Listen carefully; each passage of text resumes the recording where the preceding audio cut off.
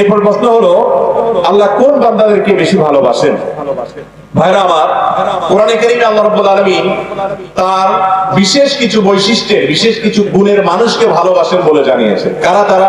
আমাদের মধ্যে কার ভিতরে এই বৈশিষ্ট্যগুলো বেশি আছে আমরা মিলিয়ে নিতে পারি। যেমন কোরআনে কারীমে কোথাও আল্লাহ বলেছেন যে আল্লাহ রাব্বুল আলামিন মুত্তাকিদেরকে ভালোবাসেন, কোথাও আল্লাহ তাআলা বলেছেন তিনি মুহসিনদেরকে ভালোবাসেন। মুহসিন মানে শুধু ভালো কাজ করার চেষ্টা করে, সৎকর্মশীল মানুষ, খুঁটে খুঁটে ভালো কাজ কোনটা আছে সেগুলা করে, নেক আমল করে। এরপরে আল্লাহ তাআলা সাবির, ইন্নাল্লাহা ইউহিব্বুস সাবিরিন, আল্লাহ তাআলা ইউহিব্বুস সাবিরিন, ধৈর্যশীলদেরকে পছন্দ করেন।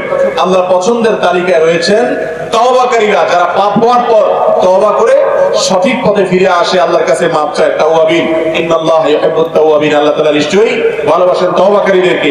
ওয়া ইউহিব্বুল মুতাতাহহিরিন, এবং যারা পবিত্রতা অর্জন করতে পছন্দ করে, অপরিচ্ছন্ন থাকে না, নাপাক থাকে না, এই মানুষগুলোকে আল্লাহ কি করেন? পছন্দ করেন।